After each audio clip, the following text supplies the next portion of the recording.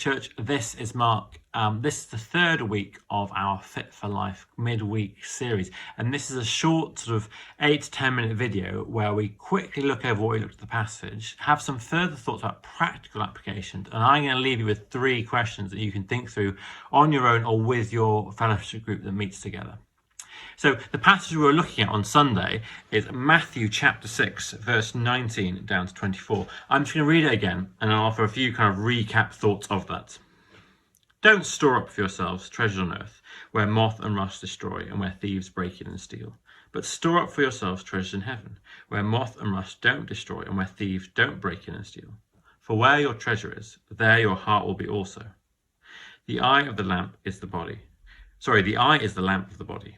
If your eyes are good, your whole body will be full of light. But if your eyes are bad, your whole body will be full of darkness. How great, if then the light within you is darkness, how great is that darkness? No one can serve 2 masters. Either he will hate the one and love the other, or he will be devoted to the one and despise the other. You cannot serve both God and money. So we were looking last Sunday at this Christian discipline of simplicity. And what it basically says is, our possessions, all these things, our money, our stuff that we have in life, do not necessarily help us get close to God. In fact, often they serve the opposite purpose. They draw us away from God by serving us things that we have to worry about and think about and serve. These are things that we end up serving as opposed to serving God. They take mastery over us. Think about any advert you saw in the last few weeks. The way adverts work these days on the internet especially is they target you in particular. They look at you and say, you're a person in the mid-30s, you've got 2 young children, you've got a wife, therefore you'll want these kind of adverts. Adverts about jobs or adverts about diets or getting fit. I get loads of adverts for exercise. I think they're obviously thinking I'm someone who should be starting worrying about my weight or whatever it is. So I get those adverts. But all those adverts really below that are promising that if you spend money here, if you buy these things, you subscribe to these services, you pay for this, if you do that, then you'll get happiness back out of it. Pay this and we will fix this problem in your life. Just put some money towards this and it will sort things out for you. It will make life better for you. And that's our whole economy is based on that. Is based on saying, we just need to spend more money, buy some more things, get some more stuff, and that'll make you happier. The thing is, that's not true, is it? Having more stuff does not make you a happier person. Having more money doesn't make you happier. You'd think that maybe that's true. If you have more money, you'd feel safer and secure because you've got some money to solve the problems that you might face. But actually, the more money we accumulate, the more we seem to worry and stress about getting even more money.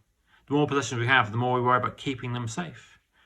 And Jesus says those things can disappear I can't, a click of your fingers. I wish I could click my fingers. But a thief or a robber can come along and take them.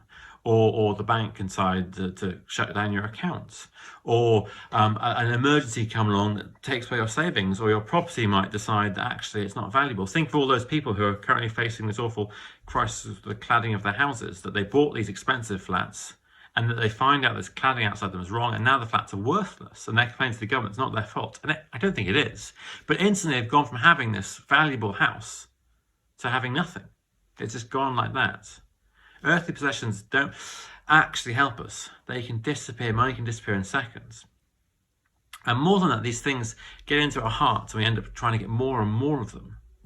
As we try and pursue more of these things, we end up worried about them. That's why Jesus says you can only serve possessions and money or God. Because if you serve possessions and money, you're believing this lie that having more of them, having more of possessions and money, will make you happier. Having more of them will make you content. Having more of them will give you security. But those are things that only God can give.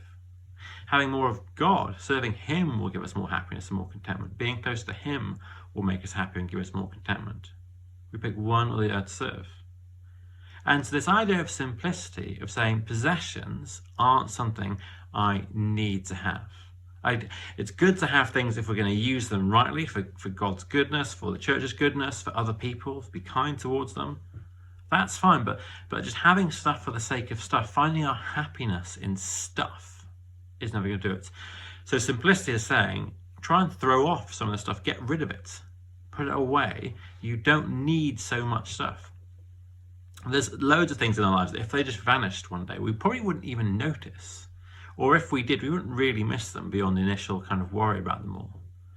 If, I don't know, half your books disappeared, or a bunch of your clothes disappeared, would you actually even notice initially? You might notice the hole in your bookcase, or the fact you can open your drawers a bit easier. But it probably wouldn't make a huge difference. But these things that we have occupy weight in our mind that distracts us from God. So practically, I wonder what it would look like to live simpler lives. To say, actually, I can get rid of some of these things. I can eliminate some stuff. And it's easy to start quite lightly, to start with stuff that you don't even know you have anymore. I said this on Sunday, but think of those boxes in your attic, the cupboards under the stairs, kind of the things that live at the bottom of your wardrobe, the clothes you never even wear anymore, that don't even fit. You can just get rid of those. There might be an initial pang in your heart as you do that, but you won't actually notice they're gone.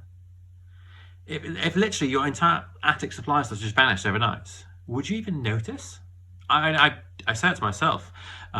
If half the things in my garage disappeared, how much would I notice that? If some of the books vanished from my shelf, how long would it take me to find out? Are there things that you can get rid of? And I don't say just throw them in the bin. I mean, that might be what you have to do, but you could recycle them, you could give them away to someone else, you could give them to a charity shop when they reopen, you could turn them into something else. I don't know if you could repurpose them or something like that, but these things weigh us down. And the aim of this is not just to end up with no stuff. It's not the first one to get rid of everything wins. But the aim of this is to get rid of things that weigh us down, distract us from pursuing who God is. Just saying to the world, I don't need to own all these possessions. I can find my happiness instead of God. So you can mentally go through your house, if you like, and take a list or a snapshot and go, right, what is there in this room that I don't actually need anymore, I can get rid of? And that's not an immediate process. You can't go through and skip everything, it's too hard. But you can kind of go through room by room, or every few months go through and go, oh, something else I can get rid of. I thought I needed to keep this and treasure this, but I don't. What I found often happens is you look at a bunch of things you have, say books, right? And you think, oh, I can get rid of 2 or 3 of these books, but these ones I have to keep. If you come back a month later, you found actually there's another couple of those books you could probably get rid of too. Again, the aim is not to get rid of everything. The aim is just to say, I want to focus on God and trust in Him. I want Him to be my delight and joy. Therefore, I don't need all these possessions. So it's this idea of reducing down, or it's also reducing down getting new things. Like the world says, if you get new stuff, you'll be happier. But often we don't need new things. We don't need new clothes necessarily. By all means, buy clothes that last for a long time. Like spend more money, but then just get less of them. You could probably get away with 1 or 2 pairs of good jeans. I don't know. Look, you have to decide these things yourself and work out what it is that you can eliminate. Like there's no magic checklist in the world that says get rid of all this stuff. But you know in your hearts when you're pursuing something that actually is just you want it because it's cool, or because you think it'll look good, or you just want more stuff, or you think actually this is something that I need that'll be helpful. If you think about this, if you can't pray to God and say, God, it'd be really good if I had one of these things, and you had a reason for that. If you can't pray to God without feeling a bit like you're lying to God, then you probably don't need it. You know, if you need a new car because it's important you have a car to get to work, you pray, God, we used to have a new car, it's fine. If you can't want a new car because it's nice to have a new car, and you pray to Him and think, actually, I don't really need one of these, I feel a bit awkward praying to God about this, that's a sign that maybe you don't need it.